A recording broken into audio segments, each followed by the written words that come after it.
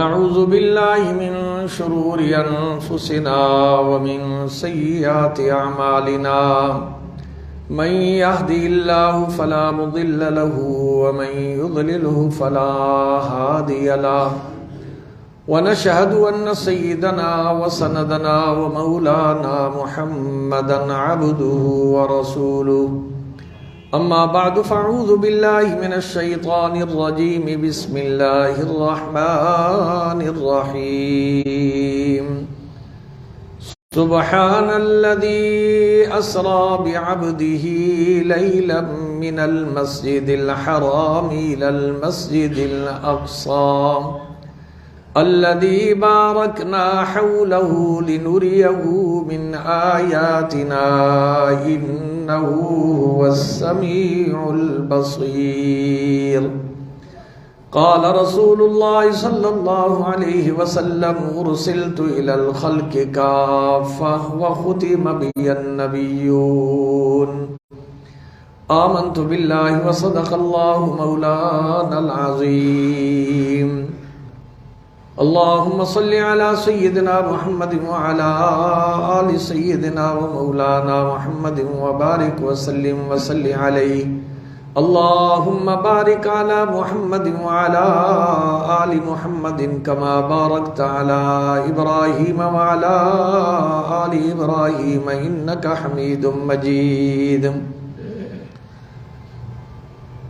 نبیوں میں مثل مصطفیٰ اور کوئی نبی نہیں ملی ہے آپ کو جو شان اور کو وہ ملی نہیں حسن میں بے مثال آپ عشق میں با کمال آپ دونوں جہاں میں آپ کا گویا جواب ہی نہیں سامعین محترم، یہ ماہ مقدس جس کے اندر امام الانبیاء شافع روز جزا حضرت محمد مصطفیٰ صلی اللہ علیہ وسلم کو اللہ تعالیٰ نے ایک ایسا انوکھا معجزہ نصیب فرمایا جس کی حضرات انبیاء میں مثال نہیں ملتی کہ اللہ نے ہمارے آقا کو جیتے جاگتے ہوش و حواس کے ساتھ اسی جسم کے ساتھ اللہ آسمان پر لے گئے، پھر سدرۃ المنتہا میں اپنے محبوب کو اپنے پاس بٹھا کے بغیر کسی واسطے کے اللہ اپنے حبیب سے ہم کلام ہوتا ہے اور حبیب رب سے ہم کلام ہوتا ہے۔ ایسی مثال انبیاء کی جماعت کے اندر اور کہیں نہیں نظر آتی جو اللہ نے ہمارے آقا کو نصیب فرمائی۔ دیگر انبیاء بذریعہ جبریل امین پیغامات ملتے تھے، یا حضرت موسیٰ علیہ نبینا علیہ السلام کو اللہ نے یہ شان بخشی تھی کہ اللہ سے ہم کلام ہوئے، لیکن ہم کلام ہونے کے ساتھ رب کا اتنا قرب حاصل ہونا اور بغیر کسی واسطے کے کلام کرنا، یہ صرف امام الانبیاء جناب محمد رسول اللہ صلی اللہ علیہ وسلم کو اللہ نے یہ معجزہ نصیب فرمایا ہے۔ اور حضور نبی کریم صلی اللہ علیہ وسلم کے بے شمار معجزات ہیں۔ دیگر انبیاء کو کسی کو ایک، کسی کو دو، کسی کو چار، اتنے معجزات دیے گئے ہیں، لیکن حضور نبی کریم صلی اللہ علیہ وسلم کی زندگی کا ہر دن معجزہ ہے، ہر دعا معجزہ ہے، ہر نگاہ آپ کی معجزہ ہے، اس کی بے شمار مثالیں ہیں۔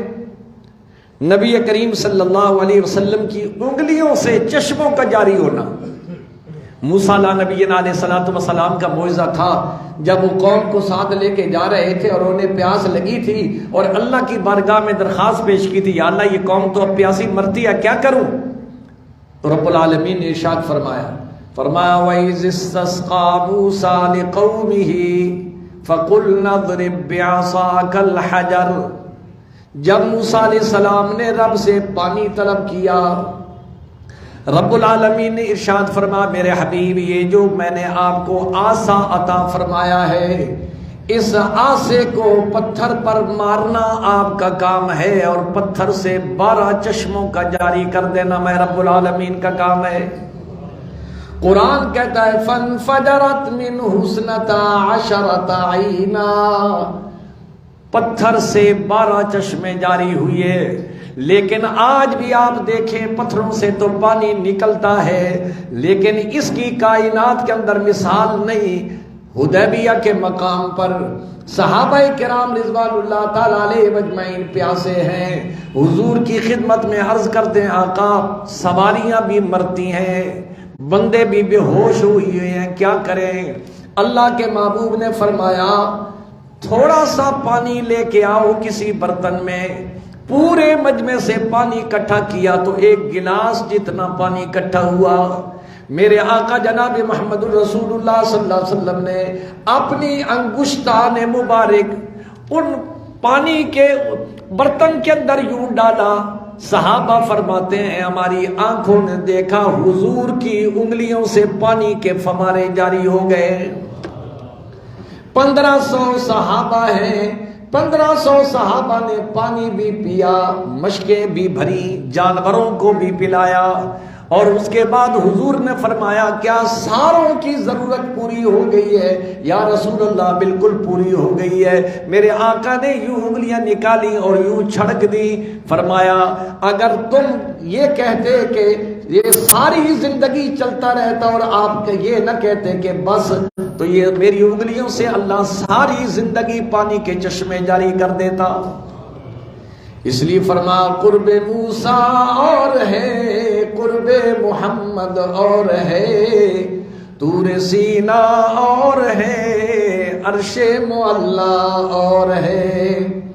اس گل کو کیا مشابہت اس رخ لالائے رنگ سے، اس کی بہار اور ہے، اس کی بہار اور ہے۔ مکہ المکرمہ میں میرے آقا تشریف فرما ہے، لوگ کہتے ہیں ہمیں معجزہ دکھائیے۔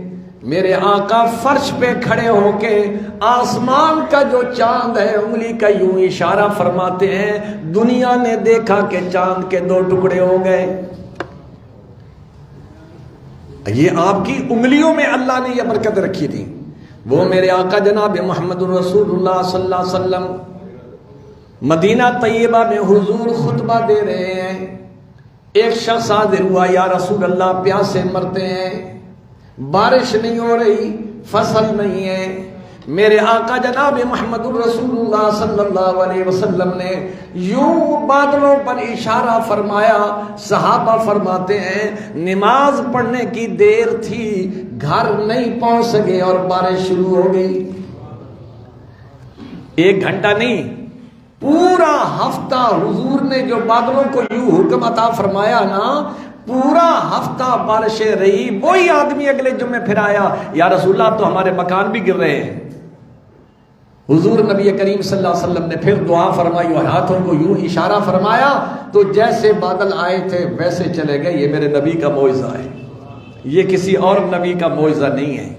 حضرت ابو ہریرہ رضی اللہ تعالیٰ عنہ نبی کریم صلی اللہ علیہ وسلم کی خدمت میں حاضر ہوئی ہے، یا رسول اللہ صلی اللہ علیہ وسلم بڑا پریشان ہوں، میری ماں روزانہ آپ کی گستاخی کرتی ہے، کچھ دعا فرما دیجیے اللہ اسے ایمان نصیب کر دے۔ حضور نبی کریم صلی اللہ علیہ وسلم نے ابو ہریرہ کی درد بھری داستان سنی نا، تو حضور نے فرمایا اللہم اہد ام ابی ہریرہ، یا اللہ ابو ہریرہ کی اماں کو ایمان نصیب فرما دے۔ بس حضور نبی کریم صلی اللہ علیہ وسلم نے اپنے ہاتھ یوں ابھی واپس نہیں کیے تھے کہ ابو ہریرہ وہاں سے جلدی نکلے، بھاگتے جا رہے ہیں۔ راستے میں دوسرے صحابہ نے پوچھا ابو ہریرہ خیریت ہے، کوئی ایمرجنسی تو نہیں ہے، کیوں بھاگ کے جا رہے ہو؟ ابو ہریرہ کہنے لگے لوگوں میں اس لیے گھر بھاگ کے جا رہا ہوں کہ میں گھر پہلے پہنچتا ہوں کہ یا محمد کی دعا پہلے پہنچتی ہے۔ ابو ہریرہ فرماتے ہیں میں گھر کے قریب پہنچا اور دروازہ کھٹکھٹایا، ماں نے کہا ٹھہر جا میں غسل کر رہی ہوں۔ اور جیسے غسل کر کے باہر نکلی کہنے لگے ابو ہریرہ جلدی مجھے اپنے آقا کے پاس لے جاؤ، میں ایمان قبول کرتی ہوں۔ تو یہ اللہ نے میرے اور آپ کے آقا جناب محمد رسول اللہ صلی اللہ علیہ وسلم کو معجزات نصیب فرما دی۔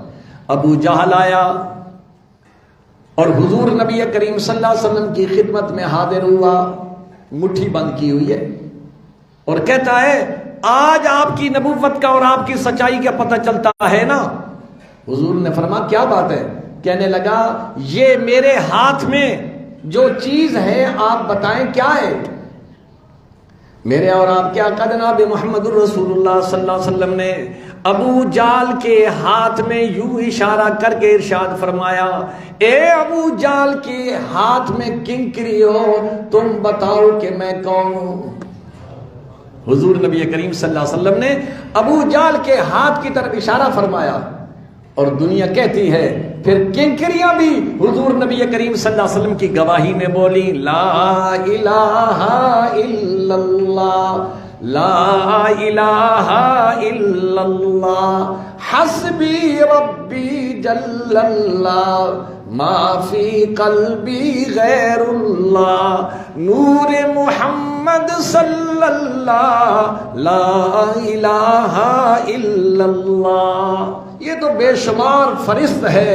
حضور کی معجزات کی میں عرض کر رہا تھا کہ دیگر انبیاء کو 2 4 معجزات ملے، حضور کی زندگی کا ہر لمحہ معجزہ ہے، ہر قول معجزہ ہے، ہر ہاتھ کا اشارہ معجزہ ہے۔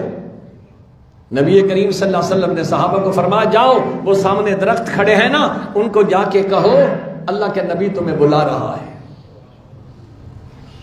صحابہ فرماتے ہیں ہم حیران تھے، جا رہے ہیں، دل میں خیال آتا تھا کہ اللہ کے محبوب نے فرمایا درخت کو کہو، درخت کو کیا پتا ہے کہ اللہ کا نبی اور نبوت کا انہیں کیا پتا ہے؟ لیکن پھر کہنے لگے پیغام تو پہنچاؤ نا جا کے۔ صحابہ فرماتے ہیں میں نے جا کے یوں گفتگو کی اس کے ساتھ کہ اللہ کے نبی آپ کو بلا رہے ہیں، بس میری یہ بات کرنے کی دیر تھی کہ وہ درخت حرکت کرتا ہے اور پھر میں بعد میں پہنچتا ہوں، وہ حضور کے قدموں میں پہلے پہنچ جاتے ہیں۔ فرما جاءت لدعوت الاشجار ساجدۃ تمشی الیہ علی ساق بلا قدمی۔ اے انسان تیرے تو قدم اللہ نے بنائے ہیں نا، پاؤں بنائے تو چلتا ہے، اس درخت کی تابعداری تو دیکھ جس کو اللہ نے پاؤں نہیں دیے لیکن حضور کے حکم کے مطابق وہ چلتا ہوا گھستا ہوا حضور کے قدم میں پہنچا ہے۔ اللہ نے ہمارے آقا کو اسی طرح معراج جیسا معجزہ نصیب فرمایا جو دنیا میں انوکھی چیز ہے، اس کی مثال نہیں ملتی کہ جیتے جاگتے ہوئے حضور مسجد حرام سے بیت المقدس پہنچتے ہیں، انبیاء کی امامت کراتے ہیں، پہلے آسمان، دوسرے آسمان، ساتویں آسمان، اور پھر مقام قاب قوسین میں پہنچ کے بلا واسطہ رب سے گفتگو فرما رہے ہیں۔ یہ شان اللہ نے میرے اور آپ کے آقا جناب محمد رسول اللہ صلی اللہ علیہ وسلم کو نصیب فرمائی۔ لیکن یہ جو اللہ نے محبوب کو معراج کروایا اس کی 2 حکمتیں تھیں۔ ایک تو محبوب کی شان کائنات والوں کے سامنے رکھنی تھی کہ میرا محبوب، اس کو عام انسانوں کی طرح انسان نہ سمجھو، اگرچہ انسانوں میں پیدا ہوا ہے لیکن وہ محبوب رب العالمین ہے، اس کی شان وہ ہے کہ جو کائنات میں نے کسی کو نہیں بخشی، وہ شان اللہ نے اپنے محبوب کی ساری کائنات والوں کو دکھانی تھی کہ دیکھو آج آسمان نیچے ہے، فرش نیچے ہے، لیکن آج جو عرشوں کو کراس کر کے جا رہا ہے نا وہ محمد مصطفیٰ صلی اللہ علیہ وسلم ہے۔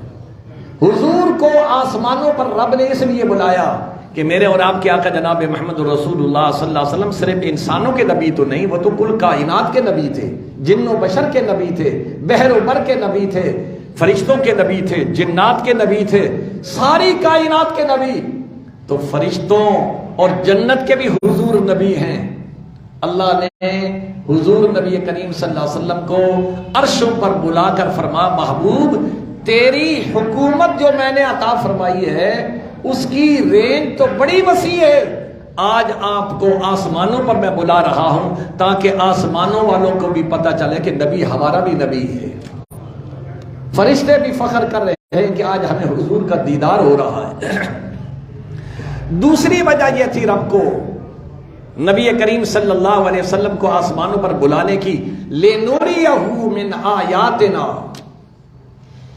اللہ فرماتا ہے میں نے اپنے محبوب کو اس لیے آسمانوں پہ بلایا، جنت کا وزٹ کرایا، جہنم کا وزٹ کرایا، لِنُرِيَهُ مِنْ آیاتنا۔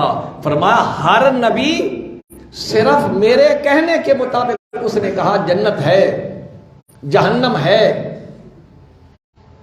لیکن کسی نے جنت کی نعمتوں کو ان آنکھوں سے نہیں دیکھا ہے، کسی نے جہنم کے عذاب کو قیامت سے پہلے کوئی نہیں دیکھ سکتا ہے، لیکن کوئی تو میری امت میں، کوئی تو میری بندوں میں ایسا بندہ ہونا چاہیے جو کہے میں جنت بھی دیکھ کے آیا ہوں، رب کا دیدار بھی کر کے آیا ہوں، جہنم کے اندر عذاب ہوتے ہوئے بھی دیکھ کے آیا ہوں۔ رب العالمین اپنے محبوب کی امت پر کرم نوازی فرماتے ہوئے محبوب کو بلایا۔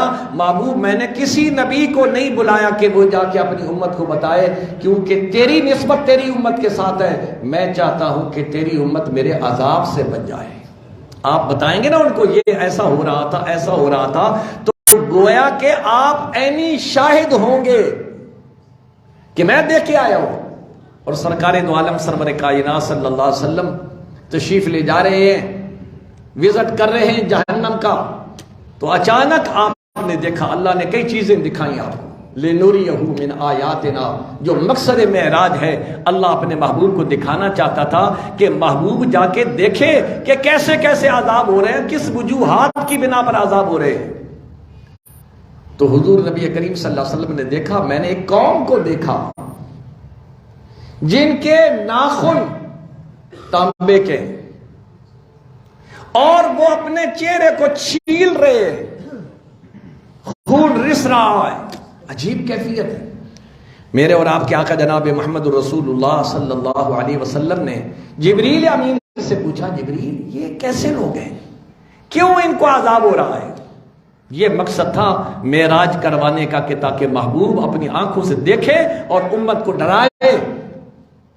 تو جبریل امین نے کیا کہا، یا رسول اللہ صلی اللہ علیہ وسلم، یہ آپ کی امت کے وہ بد نصیب ہیں جو چغل خوری اور غیبت کرتے ہیں۔ آدمی نہیں بیٹھا، دو آدمی بیٹھے ہیں، حتیٰ کہ بعض دفعہ بندہ مسجد میں بیٹھ کے غیبت کرتا ہے، اس کو درود پڑھنے کی توفیق نہیں، کلمہ پڑھنے کی توفیق نہیں، دو بندے بیٹھے ہیں، فلانا ایسا ہے، فلانا ایسا ہے، فلانا ایسا ہے۔ اللہ کریم فرماتے ہیں میرے محبوب ان کو بتا دو، فرمایا وَلَا يَغْتَبْ بَعْضُكُمْ بَعْضًا أَيُحِبُّ أَحَدُكُمْ أَن يَأْكُلَ لَحْمَ أَخِيهِ مَيْتًا فَكَرِهْتُمُوهُ وَاتَّقُوا اللَّهَ إِنَّ اللَّهَ تَوَّابٌ رَحِيمٌ۔ میرے محبوب نے ارشاد فرما دیجئے گلہ نہ کرو کسی کا۔ یہ گلہ کرنا اللہ کی زبان سے میں بتا رہا ہوں کہ اللہ فرما رہے ہیں، یہ گلہ کرنا اس طرح ہے کہ مردہ آدمی ہو اور اس کا گوشت کھائے کوئی آدمی۔ اب یہ مردہ اللہ نے فرمایا، زندہ نہیں کہا، اس لیے کہ زندہ بندہ تو اپنا دفاع کر سکتا ہے، جو بندہ وہاں بیٹھا نہیں، اس کی جو غیبت کر رہا ہے، اس کی مثال ایسی ہے کہ بندہ مرا ہوا ہے اور یہ اس کا گوشت کھا رہا ہے۔ یہ اسی طرح ہے کہ جو آدمی موجود نہیں اس کی غیبت کر رہا ہے۔ اور نبی کریم صلی اللہ علیہ وسلم نے فرمایا میں ان آنکھوں سے گلہ کرنے والے، غیبت کرنے والوں کو عذاب ہوتے ہوئے یہ دیکھ کے آیا ہوں۔ پھر میرے آقا جناب محمد رسول اللہ صلی اللہ علیہ وسلم آگے تشریف لے کے جا رہے ہیں، دیکھا کچھ لوگ زمین پہ لٹائے گئے ہیں اور ایک آدمی کھڑا ہے، بھاری بھرکم پتھر اس کے ہاتھ میں ہے، اور وہ آ کے یوں پتھر مارتا ہے اس آدمی کے سر پر، جو ریزے ریزہ ہو جاتا ہے۔ جب وہ پتھر کو اٹھانے جاتا ہے، واپس آتا ہے تو اس کا سر پھر ٹھیک ہوتا ہے، پھر وہ اسی طرح اس کے سر کو کچل رہا ہے۔ نبی کریم صلی اللہ علیہ وسلم نے پوچھا جبریل یہ کون سا بد نصیب انسان ہے؟ فرمایا یا رسول اللہ یہ وہ بد نصیب انسان ہے جو نماز میں غفلت کیا کرتا تھا، نماز نہیں پڑھی، پڑھ لی تو ٹھیک ہے، تیری مرضی تو نہیں چلے گی، یہ تو رب کی مرضی چلے گی، جس نے معراج کا تحفہ دینے کے لیے محبوب کو عرشوں پہ بلایا اور بلا کر کہا محبوب تیری امت کا معراج کا بندوبست میں نے یہ کیا ہے، تیرا معراج تو یہ ہے نا، تو میرے سامنے بیٹھا ہے، اور تیرا امتی اگر معراج کرنا چاہتا ہے تو وہ سجدے میں جب سر جھکائے گا تو وہ یوں سمجھے کہ میں اللہ کا معراج کر رہا ہوں۔ اس لیے فرمایا نا دیدہ دل کی گر تجھے تلاش ہے، سر کو جھکا نماز میں، آئے گا تجھ کو پھر نظر نور خدا نماز میں۔ تو رب العالمین نے ارشاد فرمایا اے انسان، یہ نماز صرف میں نے اپنے محبوب کی امت پر فرض نہیں کی ہے، جتنے انبیاء آئے ہیں ساروں کی امت پر نماز فرض تھی، حتیٰ کہ اللہ کریم نے قرآن مجید میں فرمایا کہ کائنات کی ہر چیز نماز پڑھتی ہے، تو اشرف المخلوقات، تو میرے محبوب کا امتی، تو اعراض کرے تو تجھ سے ذلیل زیادہ انسان کون ہو سکتا ہے؟ جو پکھیوں کو دیکھو وہ تو رب کو یاد کر رہے ہیں، جانوروں کو دیکھو تو وہ تو یاد کر رہے ہیں، وَإِن مِّن شَيْءٍ إِلَّا يُسَبِّحُ بِحَمْدِهِ، کائنات کی کوئی چیز ایسی نہیں ہے جو اللہ کی تسبیح نہ کرتی ہو۔ درخت اللہ کی تسبیح کر رہے ہیں، جانور اللہ کی تسبیح کر رہے ہیں، اور اللہ فرماتے ہیں تو برائے بندگی ہے، یاد رکھ میں نے تو تجھے کائنات میں بھیجا ہی اپنی عبادت کے لیے۔ اور اللہ نے خود اپنی زبان سے ارشاد فرمایا وَمَا خَلَقْتُ الْجِنَّ وَالْإِنسَ إِلَّا لِيَعْبُدُونِ، میں نے انسان کو صرف اپنی عبادت کے لیے بھیجا ہے۔ اور فرمایا چاند سورج اور ستارے ہیں ضیاء کے واسطے، سرسبز کھیتیاں ہیں تیری غذا کے واسطے، جانور پیدا کیے تیری غذا کے واسطے، سارا جہاں تیرے لیے ہے پر تو ہے خدا کے واسطے۔ کتنا عظیم مقصد دیا اللہ فرماتا تو اشرف المخلوقات ہے، ساری کائنات جو ہے وہ تیری خادم ہے، اور حضرت انسان کو اللہ نے مخدوم بنا دیا۔ آپ دیکھیں ہاتھی انسان کے سامنے سر جھکا کے چل رہا ہے، بھینس کو اللہ نے کتنی طاقت اور کتنا وجود دیا ہے۔ آپ نے دیکھا دیہاتوں میں 100 50 بھینسیں، انسان کا ایک بچہ جو ابھی بالغ بھی نہیں ہوا اور وہ سوٹی لے کے جا رہا ہے، کس نے ان کو کہا کہ اس بچے کو نہیں مارنا ہے، جہاں جس طرف تمہیں موڑے تم نے مڑ جانا ہے؟ اللہ فرماتا ہے وہ تو اپنا کام کر رہے ہیں، اے ظالم انسان تو دیکھ تو کیا کر رہا ہے؟ تجھے خدا کے سامنے جھکنے میں آر محسوس ہوتی ہے، تو یہ کہتا ہے احسان بڑا جتلاتا ہے کہ میں نے بس یہ ایک دو نمازیں میں پڑھ لیتا ہوں، باقی ٹائم نہیں ملتا، کبھی ٹائم ملتا ہے تو میں نماز پڑھ لیتا ہوں، نہیں ملتا تو میں بس یہ نماز رہ جاتی، بس دعا کرو۔ دعا سے تو کیسے بھی ٹھیک ہے، دعا بھی ہو، لیکن اللہ نے تمہیں لنگڑا لولا تو نہیں بنایا، پاگل تو بنایا نہیں ہے۔ تجھے اپنے نوٹ گننے اور حساب و کتاب کا تو پتا ہے، لوگوں سے ڈیل تو کر رہا ہے، رب سے جو تو ڈیل کر کے آیا تھا کہ میں تیرا بندہ ہوں، اس کے اندر تو کیا کر رہا ہے؟ تو بھائیو نماز تحفہ معراج ہے، اور میرے اور آپ کے آقا جناب محمد الرسول اللہ صلی اللہ علیہ وسلم نے نماز کے بارے میں سخت تاکید فرمائی، اور آپ نے ارشاد فرمایا من ترک الصلاۃ متعمدا، جو آدمی جان بوجھ کے نماز چھوڑتا ہے، ہلکا سمجھتا ہے نمازوں میں کیا رکھا ہے جی، یہ کہنے سے بندہ کافر ہو جاتا ہے، کیونکہ نماز فرض ہے، اللہ نے فرمایا نماز فرض ہے، اور کہتے اس میں کیا رکھا ہے؟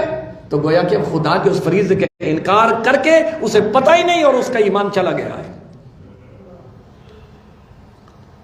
پھر حضور آگے تشریف لے جاتے ہیں، آپ نے دیکھا، میں نے کچھ لوگوں کو دیکھا، ان کے پیٹ جس طرح آپ نے مسجدوں پر کبے دیکھے ہوں گے نا، اس طریقے سے بڑے بڑے ان کے پیٹ ہیں، اور ان پیٹوں میں سانپ اور بچھو چلتے ہوئے نظر آ رہے ہیں، لوگ دیکھ رہے ہیں۔ نبی کریم صلی اللہ علیہ وسلم نے فرمایا یہ عجیب حالت ہے، یہ تو سب سے خطرناک حالت ہے کہ ان کے پیٹ اس طرح بےہودہ پیٹ بڑے بڑے، اور ان کے اندر پھر سانپ اور بچھو چل رہے ہیں۔ تو پوچھا گیا یا حضور صلی اللہ علیہ وسلم نے پوچھا جبریل یہ کون سے لوگ ہیں؟ فرمایا گیا یا رسول اللہ صلی اللہ علیہ وسلم یہ وہ لوگ ہیں جو سودی کاروبار کرتے ہیں۔ آج سود اچھا لگتا ہے، فیکٹری چلانے کے لیے ہاں جی سود لے لیں، اللہ غفور الرحیم ہے۔ اللہ کا اس قدر لے جا سخت پورے قرآن میں، اور ہر قسم کے گناہ کے ہوتے ہوئے اللہ کا اتنا سخت لے جا نہیں جو سود خور کے بارے میں اللہ نے فرمایا یا ایھا الذین آمنوا اتقوا اللہ وذروا ما بقی من الربا ان کنتم مؤمنین۔ اگر اللہ فرماتا اگر تو ایمان والا ہے نا، تو مجھے مانتا ہے، میرے مصطفیٰ کو مانتا ہے، تو پھر انسان کا بچہ بن جا، سود سے اپنے آپ کو بچا۔ فَإِن لَّمْ تَفْعَلُوا فَأْذَنُوا بِحَرْبٍ مِّنَ اللَّهِ وَرَسُولِهِ۔ اللہ فرماتا ہے اگر سود سے باز نہیں آیا نا تو پھر جنگ کے لیے، اللہ سے جنگ کے لیے تیار ہو جا۔ اللہ سے جنگ کون اس کے اندر کامیاب ہو سکتا ہے؟ اور آپ نے پھر آگے دیکھیے نبی کریم صلی اللہ علیہ وسلم فرماتے ہیں لیس نور علی وجوہہم، سود خور کے چہرے کو آپ دیکھو گے نہ رونق نظر نہیں آئے گی۔ وَلَمْ يَجْعَلِ اللَّهُ فِي أَرْزَاقِهِمْ بَرْكَةٌ، سود خور کے کاروبار میں برکت نہیں ہوگی۔ یہ کون کہہ رہا ہے؟ امام الانبیاء، جس کی شان کے اندر رب العالمین فرماتے وَمَا يَنطِقُ عَنِ الْهَوَىٰ إِنْ هُوَ إِلَّا وَحْيٌ يُوحَىٰ، میرا محبوب اپنی مرضی سے نہیں بولتا، جو وہ بولتا ہے یوں سمجھو کہ اللہ محبوب کی زبان پر بول رہا ہے۔ وَمَا يَنطِقُ عَنِ الْهَوَىٰ إِنْ هُوَ إِلَّا وَحْيٌ يُوحَىٰ۔ تو حضور نے کیا فرمایا؟ سود خور کے کاروبار میں برکت نہیں ہوگی، اور اللہ کے نزدیک سود خور کی بدبو قیامت کے دن میں اس جہنم کے اندر اتنی ہوگی کہ لوگ کہیں گے یا اللہ ایک تو یہ عذاب ہے ہمارے اوپر، دوسرا یہ جو بدبو ہے یہ تو اس سے بھی بڑا عذاب ہے، اس کمبخت کو ہم سے دور کر دے۔ جہنم والے بھی اسے پناہ مانگیں گے۔ وہ کون سا عذاب ہے؟ وہ سود خور والا عذاب ہے۔ تھوڑی کھا لو، حلال کی کھا لو، ورنہ بہت بڑا ایسی یعنی ہر چیز کے اندر ہو سکتا ہے اللہ پاک معاف فرما دے، لیکن سودی کاروبار کے لیے اگر وہ توبہ نہیں کرتا ہے کوئی معافی نہیں۔ اس لیے رب العالمین ہماری یہ دعا ہے کہ ہمارے جو دوست اس بیماری کے اندر مبتلا ہیں اللہ ان کو اس سے بچنے کی توفیق نصیب فرمائے۔ کل کے پچھتاوے سے پہلے جہاں ماں باپ نہیں ہوں گے، کوئی نہیں ہوگا، اکیلا ہوگا، اور اس لیے تو رب العالمین نے انسان کو پریکٹیکل کرانے کے لیے کہا ہے کہ میت کو جب دفن کیا جائے نزدیک ہو کے کھڑے ہو، سائڈ پہ نہ بیٹھو، نزدیک آؤ۔ اور پھر حضور نبی کریم صلی اللہ علیہ وسلم نے فرمایا میت کا آخری حق کیا ہے کہ ایک مٹھ مٹی کی اٹھاؤ اور وہ پھر اس کی قبر پہ ڈالو۔ یہ کیوں اللہ نے کہا؟ اللہ نے فرمایا اس پہ میں تمہیں اجر دوں گا۔ وقت تھوڑا ہے، ایک حدیث کے اندر آتا ہے قیامت کے دن ایک آدمی آئے گا نامہ اعمال میں کوئی نیکی نہیں، تو رب العالمین تو سب کچھ جانتے ہیں۔ اللہ فرمائے کہ ذرا کو ٹٹولو، دائیں بائیں دیکھو، کوئی چیز شاید نکل آئے، تو فرشتے تھوڑی دیر کے بعد کہیں گے یا اللہ ایک ہمیں تھیلی ملی ہے مٹی کی بھری ہوئی، اس کے اندر مٹی ہے۔ تو اللہ پاک فرمائیں گے یہ میرے بندے نے نا میرے بندے کے اعزاز میں جو دفن ہو رہا تھا، ایک دن اس نے اللہ کے نبی کے فرمان کو پورا کرنے کے لیے یہ مٹی ڈالی تھی، بس میری نظر پڑ گئی تھی، میں اسی مٹی کو دیکھ کے اس کی بخشش کا فیصلہ کر دیتا ہوں۔ تو اللہ کریم اس کو پریکٹیکل کیوں کرا رہے ہیں کہ دیکھ آج یہاں تو کوئی کچھ بھی نہیں ہے، جس کے بیڈ کہاں سے بن کے آتے تھے، اپنے ملک سے نہیں باہر سے، آج اس کے نیچے دیکھو تو صحیح کون سا بیڈ آیا ہوا ہے، سنگل ہے کہ ڈبل ہے، اس پر تکیے کیسے لگے ہوئے ہیں، چادریں کیسی بچھائی ہوئی ہیں، کچھ بھی نہیں ہے۔ اللہ فرماتا ہے انسان تو کیا کیا دعوے کرتا تھا، تو کیا کیا اپنے بیل بوٹے بنا کے کوٹھیاں اور بنگلے تیار کرتا تھا. تیرا بنگلہ تو یہ ہے جس کی تجھے فکر ہی نہیں تھی کہ اس کے اندر بھی میں نے لیٹنگ کا بندوبست کرنا ہے، یہاں بھی میں نے اپنے بستر کا بندوبست کرنا ہے، یہاں بھی ٹھنڈے پانی کا میں نے بندوبست کرنا ہے. یہاں تو یہ ہوتا ہے نا کہ جناب بجلی نہیں ہے تو سولر لگوا لو. امید ہے کہ اشفاق خان صاحب گرمی سے پہلے سولر لگوا لیں گے. دعا کریں اللہ تعالیٰ انتظامات جلدی کر دیں، ورنہ پھر جو ہے معاملہ خراب ہو جائے گا. تو بہرحال یہ تو درمیان میں جملہ معترضہ آ گیا ہے نا. تو بات یہ چل رہی تھی کہ یہاں تو سولر کا بھی بندوبست کیا جاتا ہے، وہاں کون سے سولر کا بندوبست کیا ہے کہ اگر بالکل آپ نے دیکھا کہ سلیپیں رکھ دی جاتی ہیں، پھر مٹی اور گارے کے ساتھ ان سلیپوں کے سوراخوں کو بند کیا جاتا ہے، پھر لوگوں کو کہا جاتا آؤ بھائی اب اس کے اوپر مٹی ڈالو. منو مٹی کے نیچے وہ انسان پڑا ہوا ہے. نبی کریم صلی اللہ علیہ وسلم نے فرمایا اے انسان اپنی قبر کو انگارے سے کیوں بھر رہا ہے؟ سود کے کاروبار سے باز آ جا، نافرمانی سے باز آ جا، آج وقت ہے. اللہ نے جو پچھلے آیت میں فرمایا ہے کہ اگر تم یہ اس چیز سے باز آ جاؤ گے گلہ کرنے سے، ان اللہ تواب الرحیم، تو اللہ فرماتا ہے اگر تم گناہ سے باز آؤ گے نا خدا کو معاف کرنے والوں میں سے پاؤ گے. اللہ معاف کر دے گا تمہیں، وہ ایسا کریم ہے. اور اس کے لطف و کرم کے کیا کہنے، لاکھ مانگو کروڑ دیتا ہے. وہ ذات وہ ہے جو کہتی ہے میں نے اپنے گھر کا اور دفتر کا دروازہ ہی نہیں لگایا ہوا کہ کسی آنے والے کو تکلیف نہ ہو. کوئی ٹائم ٹیبل نہیں ہے. اللہ کریم ارشاد فرماتے ہیں یا عبادی الذین اسرفوا علی انفسہم لا تقنطوا من رحمت اللہ. اے انسان جنہوں نے گناہ کر کے زیادتی کی ہے اور آج ان کو احساس ہوا ہے گناہ کر رہے ہیں اور گناہ کو چھوڑتے ہیں، اللہ فرماتا ہے تم بعد میں میرے پاس آؤ گے، میری رحمت تمہارے بخشش کے لیے پروانہ لے کے پہلے تمہارے دروازے پہ پہنچی ہوئی ہوگی. وہ تو ایسا لجپال ذات ہے. پھر حضور نبی کریم صلی اللہ علیہ وسلم آگے تشریف لے جاتے ہیں. آپ نے دیکھا تانبے کے تندور ہیں، اس کے اندر مرد و عورت جل رہے ہیں، چیخ و پکار ہے جہنم میں. نبی کریم صلی اللہ علیہ وسلم نے فرمایا جبریل یہ کون سے لوگ ہیں؟ فرمایا یا رسول اللہ صلی اللہ علیہ وسلم یہ زانی مرد اور زانی عورتیں جو عورتوں کے خامد ہوا کرتے تھے اور خامدوں کی بیویاں ہوا کرتی تھی، انہیں چھوڑ کر یہ دونوں دائیں بائیں ادھر ادھر سے جخ مارتے تھے اور منہ کالا کیا کرتے تھے، زنا کرتے اور کرواتے تھے. آج ان کا حشر یہ ہو رہا ہے.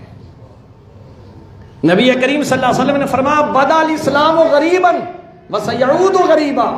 لوگوں اسلام جب آیا تھا اس وقت بھی اجنبی تھا، کوئی اس کو سمجھنے والا نہیں تھا، اوپری چیز تھی. اور پھر فرمایا ایک زمانہ آئے گا، چلو اس وقت کی بات سمجھ آتی ہے کہ اس وقت جب اسلام شروع ہوا تھا تو اجنبی تھا کیونکہ دنیا کافر تھی اور اسلام ان کے لیے اجنبی تھا. حضور نے فرمایا وَسَيَعُودُ غَرِيبًا، پھر ایک وقت آئے گا پھر اسلام غریب ہو جائے گا، وہ اپنوں میں غریب ہو جائے گا. یعنی ہم ہیں مسلمان، اسلام غریب ہے، زنا ہو رہی ہے، سودی کاروبار ہو رہا ہے، قتل و غارت ہو رہی ہے. اللہ اور اس کے رسول کے فرمان کو بند کر کے رکھا ہوا ہے. وَسَيَعُودُ غَرِيبًا، فرمایا ایک وقت آئے گا اسلام غریب ہوگا، اسلام پر عمل کرنے والا کوئی نہیں ہوگا. آج وہ وقت ہے مسلمان ہو کے زنا، مسلمان ہو کے چوری، مسلمان ہو کے جائیداد پہ قبضہ، مسلمان ہو کے جھوٹی گواہی. نبی کریم صلی اللہ علیہ وسلم آگے تشریف لے گئے اور آپ نے دیکھا یہ اس سے بھی عجیب منظر ہے. فرمایا دیکھا کہ کچھ لوگ ہیں جن کے چہرے خنزیر کے ہیں اور دھڑ انسان کا ہے. یہ میں اپنی طرف سے نہیں، اللہ کا قرآن سناتا ہوں. حضور نے فرمایا یہ کیا، دھڑ خنزیر کا اور نیچے والا حصہ جو ہے وہ انسان کا، یہ کیا ماجرا ہے؟ یا رسول اللہ صلی اللہ علیہ وسلم یہ وہ لوگ ہیں جو جھوٹی قسمیں اٹھایا کرتے تھے، جھوٹی قسمیں اٹھایا کرتے تھے. اور آج آپ عدالت میں چلے جائیں، آپ کے پاس گواہ نہیں، وکیل کہے گا پریشان نہ ہو، 1000-2000 روپے کا خرچہ ہوگا، ایک آدمی بلا لیتے ہیں وہ گواہی دے دے گا. آدمی کہتا ہے بڑی چلو میری مشکل حل ہو گئی کہ مجھے وہاں سے چک سے بندہ لانا پڑتا اور جناب والا پریشانی ہوتی، یہی کام ہو گیا۔ لیکن وہ کیسا کام ہوا؟ اللہ نے قرآن مجید میں فرمایا ان الذین یشترون بعہد اللہ وایمانہم ثمنا قلیلا، جو لوگ تھوڑے سے دنیاوی مفاد کی خاطر، ایک مرلہ زمین کی خاطر، 1,00,000-2,00,000 روپے کی خاطر ہیں جی، اور صرف اپنی برادری کی خاطر کہ مجھے اپنے چچا نے کہا ہے کہ گواہی دے دے۔ کتنے لوگ جب ان کے انٹرویو سنتے ہیں، اگلے دن میں دیکھ رہا تھا کراچی کی وہاں جیل کے اندر جو کال کوٹری کے اندر لوگ پڑے ہیں، دھاڑے مار مار کے کہہ رہے تھے اللہ کی قسم میں نے قتل نہیں کیا ہے، میں نے کچھ نہیں کیا، میں نے جج کو کہا ہے حضور والا میں قسم اٹھا کے کہتا ہوں کہ میں نے یہ کام نہیں کیا، مجھے تو خام خواہ پھنسا دیا گیا ہے۔ لیکن کون سنتا ہے؟ ان الذین یشترون بعہد اللہ وایمانہم ثمنا قلیلا، یہ تھوڑا سا مفاد لے لیا، اب اس کے نقصانات دیکھیے۔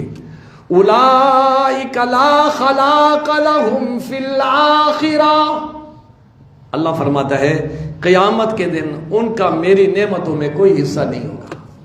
کوٹھی لے لی نہیں جھوٹی گواہی دے کے، پلاٹ لے لیے نا جھوٹی گواہی دے کے، کیا چیز تھی؟ کچھ بھی نہیں، وہ سب کے سب یہاں دھرا رہے گا۔ اللہ فرماتا ہے اس کی سزا کیا ہوگی؟ آخرت کی نعمتوں سے محروم کر دیا جائے گا۔ اس سے اگلی بات اور خطرناک ہے، وَلَا يُكَلِّمُهُمُ اللَّهُ، اللہ اس سے بات کرنا پسند نہیں فرمائے گا۔ آج جب آپ پر کوئی ناراض ہو نا تو آپ بڑی لجاجت کے ساتھ اور بڑی اپنی آنکھوں کو نم کر کے اس کے سامنے ہوتے ہیں، کہیں اس کو میرے اوپر رحم آئے۔ اللہ فرماتا ہے وَلَا يُكَلِّمُهُمُ اللَّهُ وَلَا يَنظُرُ إِلَيْهِمْ، میں دیکھنا بھی گوارا نہیں کروں گا، ہٹ جا پیچھے۔ اور آگے وَلَهُمْ عَذَابٌ عَلِيمٌ، دردناک عذاب دیا جائے گا۔ اس لیے بھائیو، یہ نبی کریم صلی اللہ علیہ وسلم کا معراج کا مقصد جو اللہ بیان کرتا ہے لِنُرِيَهُ مِنْ آیَاتِنَا، تاکہ محبوب اپنی آنکھوں سے سب منظر دیکھ کے آئے اور امت کو ڈرائے۔ اللہ ہم سب کو ایسے برے کاموں سے بچنے کی توفیق نصیب فرمائے۔ وآخر دعوانا الحمدللہ رب العالمین۔